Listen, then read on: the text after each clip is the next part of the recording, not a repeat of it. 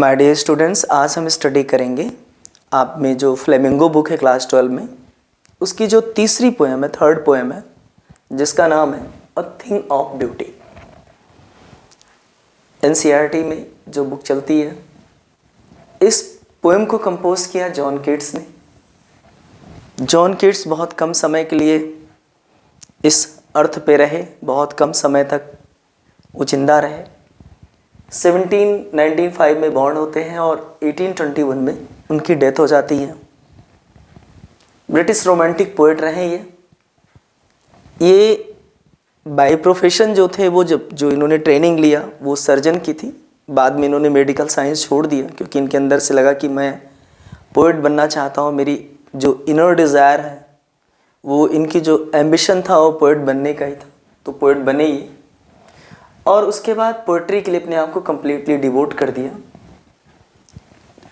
इनको एक romantic poet कहा जाता है, एक रोमांटिक पोएट रहे ये।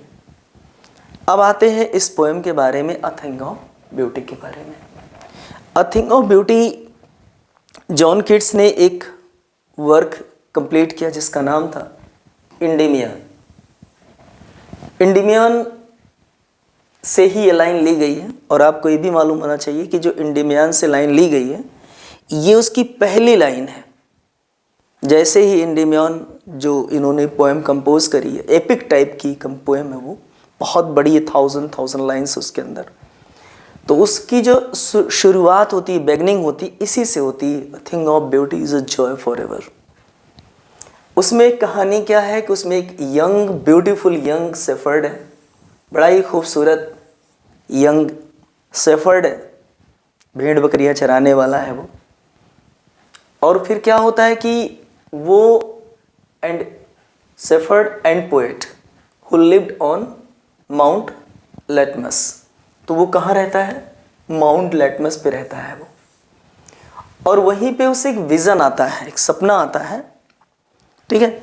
और वो ये होता है सिंथिया के बारे में। सिंथिया है कौन? सिंथिया गॉडेस, मून की गॉडेस है, मून गॉडेस है वो, बड़ी ही खूबसूरत है वो। और जब उसे सपने में वो दिखती है तो ये क्या करता है कि ये डिसाइड करता है, एक दृढ़ संकल्प लेता है कि मैं उसे खोज के रहूँगा, कहीं तो होगी वो, मैं उसे खोजूँगा। और वो खोजने के लिए वंडरिंग करता है। अब वो इधर उधर भटकना शुरू करता है।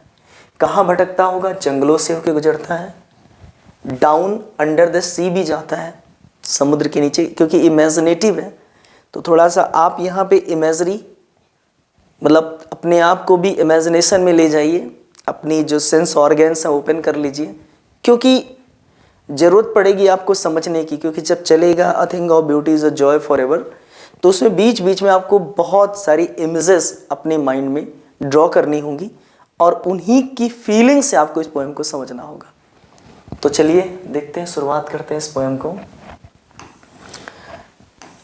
अब ये सबसे पहले इन्होंने पहला सवाल किया है, what pleasure does a beautiful thing give us. सवाल है कि इस वर्ल्ड के अंदर जितनी भी ब्यूटीफुल थिंग होती हैं वो हमें व्हाट प्लेजर, कैसा प्लेजर देती हैं। Are beautiful things worth treasuring. क्या जो खूबसूरत चीज़ें होती हैं उनको ट्रेजर करने लायक है, उनको कहीं बहुत प्रोटेक्ट करके सेव करके रखने लायक है। ये दोनों सवाल हैं। अभी इसके आंसर आपको मिल जाएंगे जैसे जैसे पोएम आगे बढ़ेगी, आपको इसके आंसर मिलने शुरू हो जाएंगे कि जब अ थिंग ऑफ ब्यूटी, कोई भी ब्यूटीफुल थिंग होती है तो कैसा प्लेजर आपको प्रोवाइड करती है। कैसा टेम्परेरी प्लेजर प्रोवाइड करती है या इटर्नल प्लेजर प्रोवाइड करती है, मतलब कि परमानेंट प्लेजर प्रोवाइड करती है, कैसा प्लेजर प्रोवाइड करती है, इसको देखते हैं थोड़ा सा। शुरुआत होती है, a thing of beauty is a joy for ever. तो ये जो अ थिंग ऑफ ब्यूटी, किसी भी चीज़ की जो सुंदरता होती है, उसको जॉन कीट्स कहते हैं कि वो क्या है? अ जॉय फॉर एवर है। एक ऐसा जॉय है जो फॉर एवर है, यानी परमानेंट है। अब यहीं से आपको मिलना शुरू हो गया, ये परमानेंट है, यानी इसी को इन्होंने कह दिया कि ये इटर्नल है।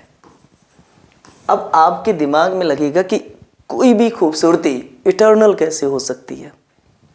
अगर वो चीज़ डिस्ट्रॉय हो जाए, वो चीज़ एंड हो जाए, ख़त्म हो जाए, लेकिन उसकी जो खूबसूरती जो माइंड में आप स्टोर करते हैं, यानी जो ब्यूटी वर्ड है, ब्यूटी यानी ब्यूटी वर्ड आप समझिएगा, ब्यूटी जो होती है वो अब्स्ट्रैक्ट होती है।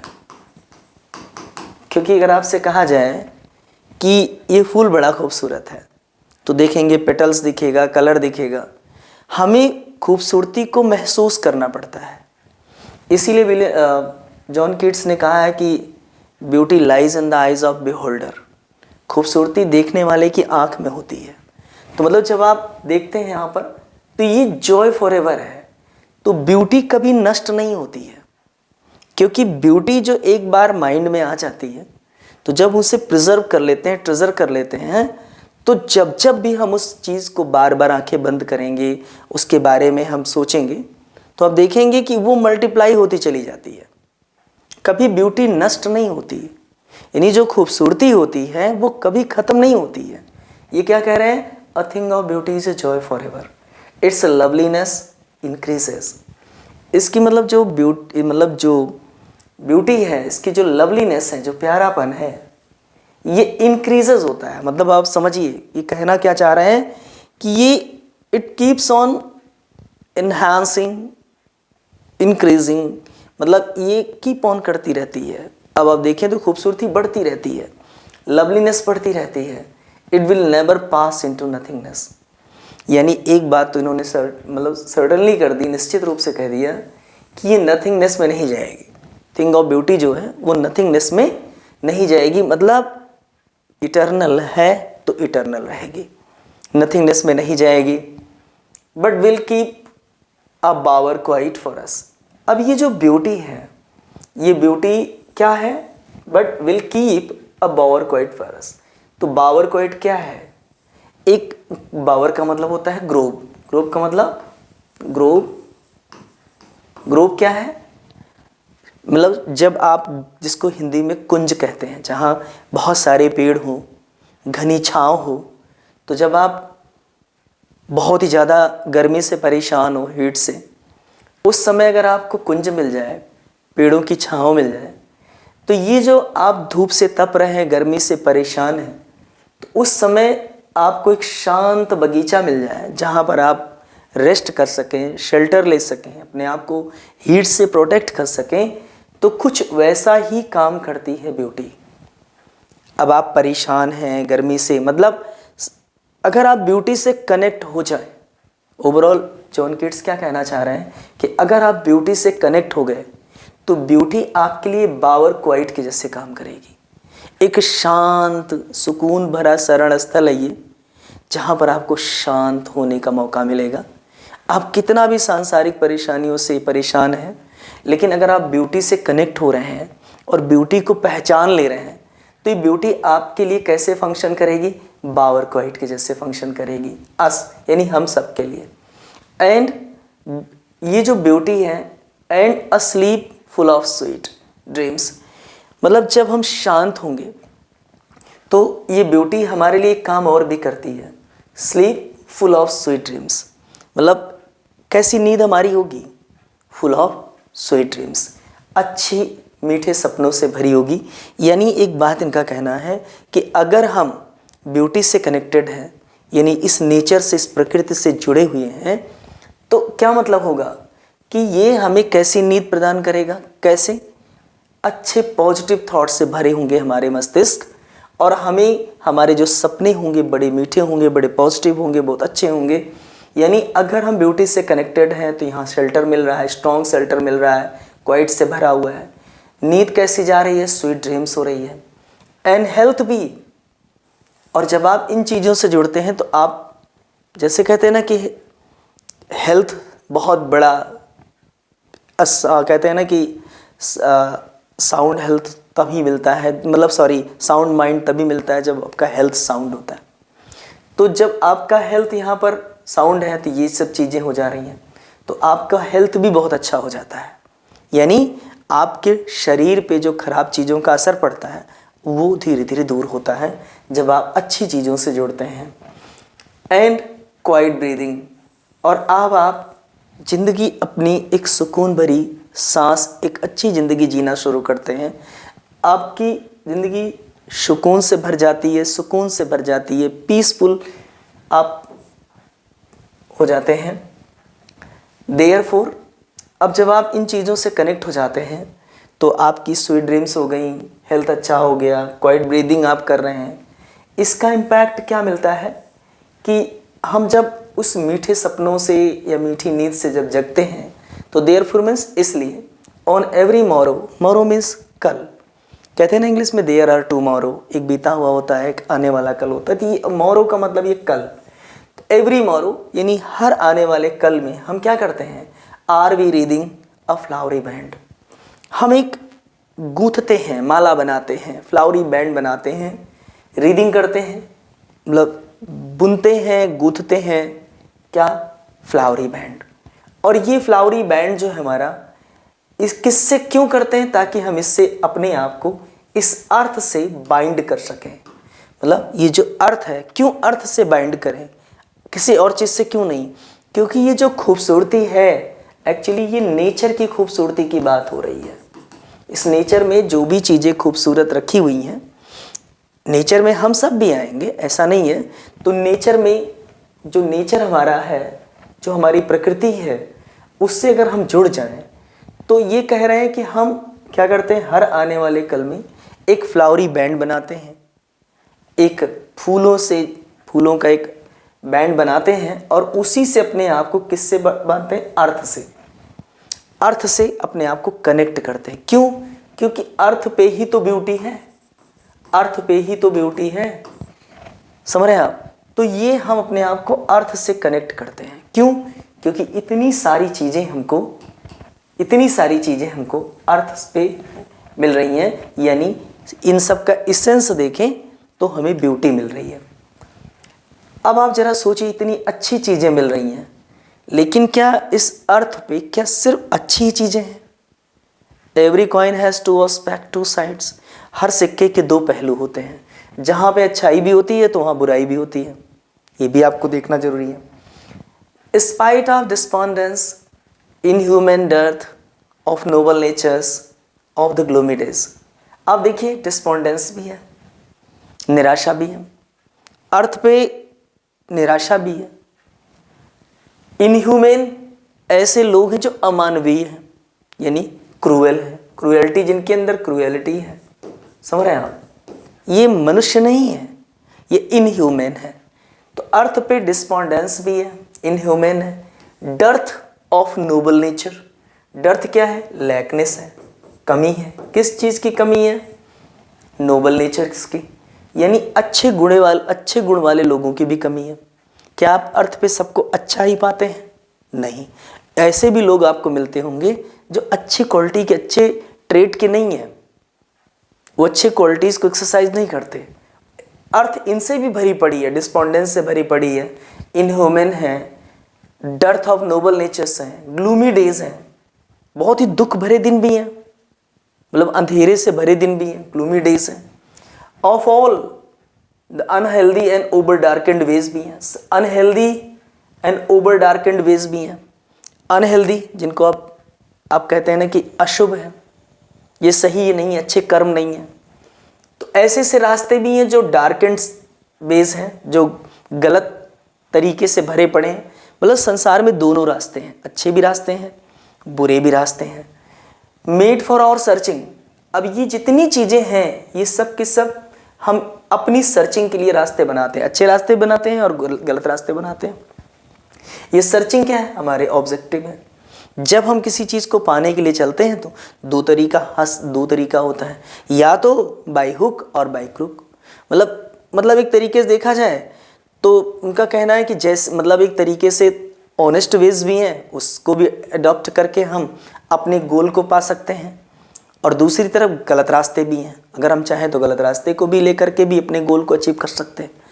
तो ये जो डार्क एंड अनहेल्दी ये बेस है, जब हम अपनी सर्चिंग, अपनी तलाश, अपने ऑब्जेक्टिव को फाइंड आउट, फुलफिल करने के लिए बढ़ते हैं तो हम देखते हैं कि हमें ये रास्ते मिलते हैं और हम ही इन रास्तों को बनाते भी हैं। चाहे तो इन रास्तों को ना यूज करके ख़त्म कर दें, लेकिन हम इनको यूज़ करते हैं। तो कहने का मतलब ये सारी चीज़ें, डिस्पोंडेंस हो, inhuman, death of noble nature, gloomy days, ये एक्चुअली में हमारे ही किए हुए रिजल्ट हैं, क्योंकि हमको लगता है ये कोई और कर रहा है। ये हमारी ही चीज़ें, जब कोई सही रास्ते पर नहीं चलेंगे तो उससे जो रिजल्ट प्रोड्यूस होता है वो गलत होता है। लेकिन आप देखिए कि इतना सारा दुख भरा पड़ा है, मतलब अर्थ पे है, यस, हाँ, इन स्पाइट ऑफ ऑल। अब देखा जाए इन सब के बावजूद इतनी सारी चीज़ें, गलत गलत चीज़ें हैं, इन सब के बावजूद भी क्या देखेंगे, अब ये कह रहे हैं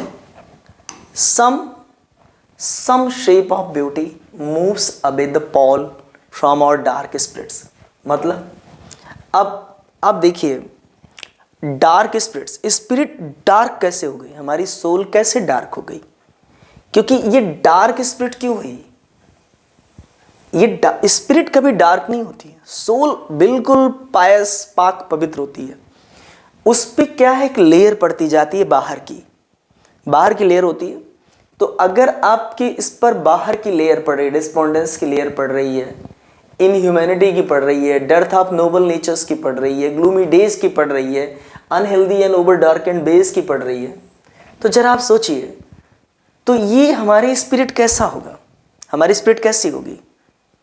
तो ये जो डार्क स्पिरिट हो जाती है, हमारी जो सोल के ऊपर डर्ट की एक लेयर बनती चली जाती है, ये इसको कोई, अब जानते हैं, यही जो ब्यूटी एग्जिस्ट करती है ना नेचर में, ये आती है, इसी को लिखा है some shape of beauty moves away the pall. Pall means cover, मतलब जो इस डार्क स्पिरिट के ऊपर जो लेयर है वो क्या करती है, मूव्स अवे द पॉल, उसके ऊपर की जो कवर है ना, हटा देती है। यानी जो डर्ट या डस्ट या जो गंदगी की जो लेयर है, जो इन खराब चीज़ों की लेयर है, उसको हटा देती है। और हटाने का काम कौन करता है, सम शेप ऑफ ब्यूटी। यानी आप देख रहे हैं कि इंसान कितना भी गलत हो, अगर वो नेचर से कनेक्ट हो रहा है, खूबसूरती से जुड़ रहा है, खूबसूरती इन द सेंस कि अच्छी क्वालिटी से जुड़ रहा है, अच्छे ट्रेड से जुड़ रहा है, तो उसका असर क्या होगा कि ब्यूटी के अंदर क्या पावर मिल के आई, क्या देखने को मिली कि डार्क स्पिरिट में से डार्क को हटा देती है और फिर से ब्यूटी, फिर से स्पिरिट अपने आप में दिखने लगती साफ सुथरी। मतलब ये हुआ सच। अब उस ब्यूटी के नाम को यहाँ पर जॉन कीट्स ने बताया कि आखिर वो कौन सी ऐसी ब्यूटी है, कौन सी ऐसी ब्यूटी है जिसमें कि ये डार्कनेस को हटाने की स्ट्रेंथ है। जैसे sun, the moon, trees old and young, अगर उन सारे पेड़ों को देखें जो ओल्ड हो गए, यंग हो गए, स्प्राउटिंग शैडी मून। अब ये जो ट्रीज होते हैं, यंग हो या ओल्ड हो, ये क्या प्रोड्यूस करते हैं, ये प्रोड्यूस करते हैं शैडी बून। अब ये जो ट्रीज हैं जो शेड देते हैं, इनको बून कहा गया। मतलब जब कोई गर्मी से तड़फ रहा है, परेशान हो रहा है, तो ये पेड़ क्या करते हैं, इनकी खूबसूरती कहाँ है, ये शैडी बून है। एक गिफ्ट है, ये ब्लेसिंग है। ये आगे देखते हैं, शैडी बून है किसके लिए, फॉर सिंपल शीप। वो जो सरल भेड़ें हैं, एनिमल्स हैं, जो बड़े सरल हैं, बहुत ही सिंपल हैं, उन सब के लिए ये शेल्टर प्रोवाइड करते हैं। शैडी बून है उनके लिए। लेकिन सिंपल शीप के लिए, शीप क्यों लिया गया, क्योंकि शीप बहुत ही सरल, बहुत ही इनोसेंट, बहुत ही मासूम मानी जाती हैं। तो ऐसे लोग जो सरल हैं, उनके लिए ये जो नेचर है, अब ऐसा नहीं है कि जो दूसरे लोग हैं उनको नहीं देती, उनको भी देती है, लेकिन पहचानने की क्षमता होनी चाहिए। तो कुछ ऐसे सरल हैं जैसे सिंपल शीप है। Such are daffodils with green world they live in. ऐसे ही डैफोडिल फ्लावर है, और वो जहाँ पे ये फ्लावर्स ग्रो करते हैं, ब्लॉसम करते हैं, उनका ग्रीन वर्ल्ड यानी जंगल या फिर फॉरेस्ट। एंड क्लियर रिल्स, और जो रिल्स है ये स्मॉल स्ट्रीम्स होती हैं, स्ट्रीम्स बोलते हैं इसको। जो छोटी छोटी नदियाँ बहती हैं ना, छोटी छोटी नदियाँ, उनको रिल्स बोलते हैं। एंड क्लियर रिल्स बड़ी साफ़ सुथरी होती हैं, that for themselves a cooling covered make. और ये जब बहुत ज़्यादा गर्मी का सीजन आ जाता है ना, तो ये जो छोटी छोटी रिल्स होती हैं ना, ये कूलिंग कवर्ड बनाती है। कूलिंग बहुत ही ठंडा शीतलता से भरी हुई कवर्ड क्या होती है? स्मॉल बुशेज होती है, छोटी छोटी झाड़ियाँ होती हैं। जैसे कोई रिल जो है फ्लो कर रही है, कोई स्ट्रीम फ्लो कर रही है, बह रही है, तो उसको आप देखेंगे इधर किनारे किनारे छोटे छोटे बुशेज आ जाती हैं। तो वो बुशेस क्या करती हैं, एक तो बीच से मतलब रिल्स को भी शेल्टर देती हैं, प्रोटेक्ट करती हैं, साथ साथ इसी कवर्ड में बहुत सारे छोटे छोटे एनिमल्स, बहुत सारे इंसेक्ट वो अपना शेल्टर लेते हैं। मतलब कूलिंग कवर्ड बनता है अपने इनके लिए, लेकिन वो फ़ायदा सबके लिए करता है। और ये कूलिंग कवर्ड हालांकि लिखा अगेंस्ट द हॉट सीजन, यानी जब बहुत ज़्यादा गर्मी का सीजन आ जाता है तो ये जो clear reels that for themselves a cooling covered make against the hot season, तो ये जब बहुत ज़्यादा गर्मी आ जाती है तो कूलिंग कवर्ड का फॉर्मेशन कर लेते हैं ये लोग।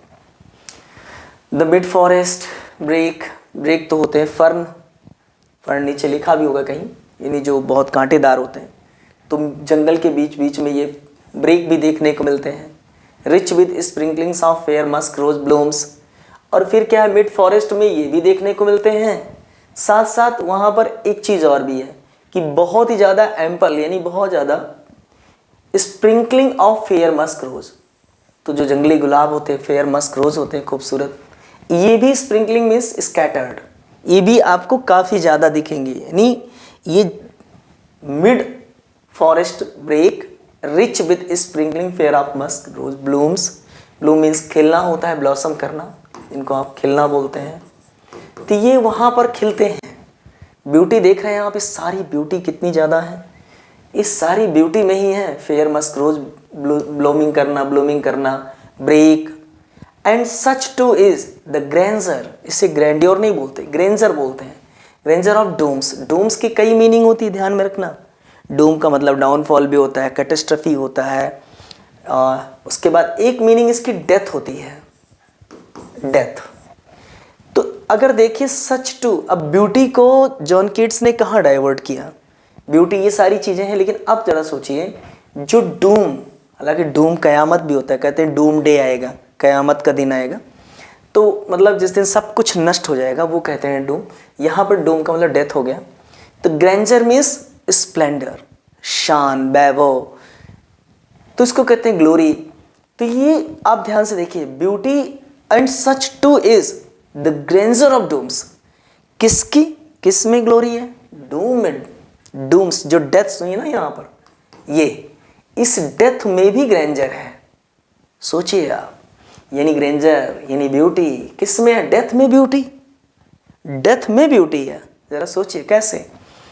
वे have imagine for the mighty dead, ये जितने भी हम लोगों ने ये ग्रैंजर ऑफ डूम्स हैं जिनको हमने इमेजिन किया हुआ है कि ये कैसी डेथ रही है, माइटी डेड रहेंगे। डेड होना और माइटी डेड होना दोनों अंतर है।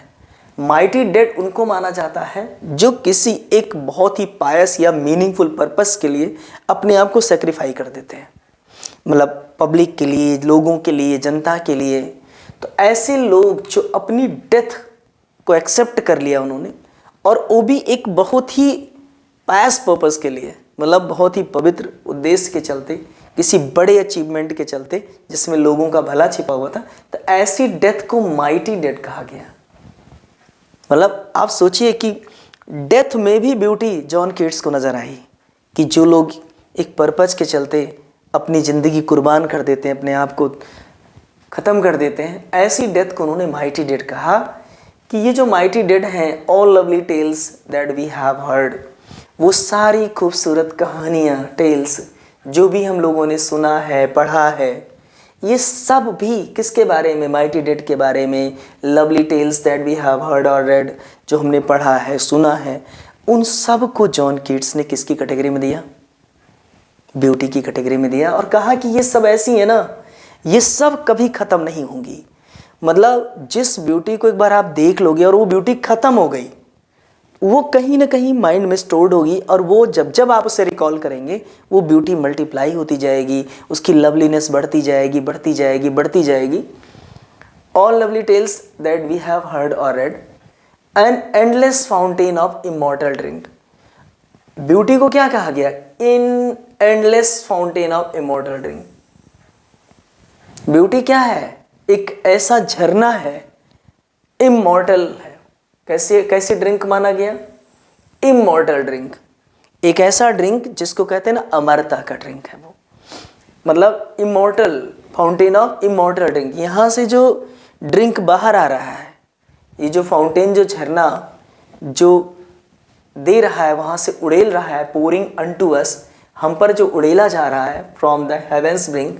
तो हेवन से जो ब्रिंक है, जो उसका एज ब्रिंक समझ रहे होंगे, कोई भी पॉट हो, अब ये है तो ये वाला हिस्सा जो है ब्रिंक है, तो यहाँ से उड़ेला जा रहा है। अगर मान लो हेवन है तो यहाँ लाया जा रहा है, तो हम पे गिराया जा रहा है। और ये जो हेवेंस ब्रिंक है, यानी जो हेवन का ब्रिंक है, ये ब्रिंक है, तो यहाँ से जो नेचर की जो ब्यूटी यहाँ से ड्रॉप की जा रही है, उड़ेली जा रही है, पोरिंग की जा रही है अनटू अस, इसको कहा कि ये इमॉर्टल ड्रिंक है।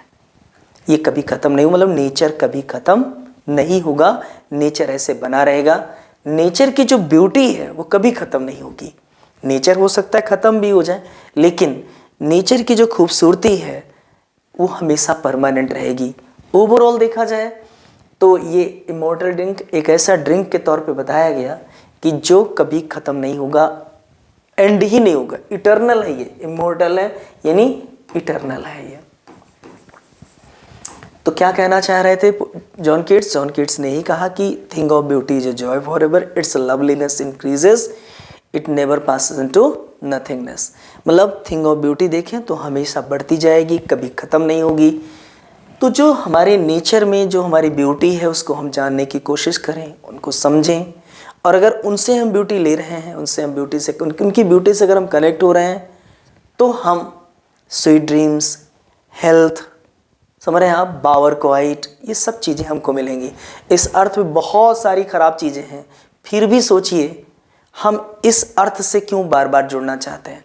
डिस्पोंडेंस हैं, लैक ऑफ, मतलब डेथ ऑफ नोबल नेचर भी हैं, इवन आप देखें कि इनह्यूमन भी हैं, डार्केंड वेज भी हैं, अनहेल्दी वेज भी हैं, ग्लूमी डेज भी हैं।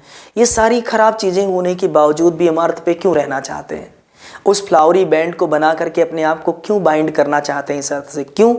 क्योंकि ब्यूटी से अगर हम जुड़ गए तो बहुत सारी चीज़ें पॉसिबल हैं। ब्यूटी हमें बहुत अच्छी अच्छी चीज़ें देती है, तो अगर हम उनसे जुड़े तो एक अच्छा मस्तिष्क, दिमाग, सुकून, नींद, हेल्थ, सब कुछ मिलना है हमको। तो आई होप आप इस पोएम को समझ गए होंगे। आप इसमें कोई लिटरेरी डिवाइसेस हैं उनको भी आगे चल के डिस्कस कर लेंगे, और इसे देखिएगा, समझिएगा। और क्योंकि नो डाउट बोर्ड पिछले साल शायद दो तीन नंबर के क्वेश्चन 2-3 मार्क्स के पूछा हुआ है, उसके पहले तो शायद 2-3 साल से नहीं पूछा है, लेकिन पिछले साल शायद पूछा हो, तो देखिएगा, हो सकता है रिपीट करे, क्योंकि चांसेस हैं इसमें रिपीट होने के। तो इसलिए आप ध्यान दीजिएगा, अच्छे से इसको रिवाइज करिएगा। तो thank you for watching this video. मिलते हैं एक नए लेक्चर के साथ एक नए वीडियो में।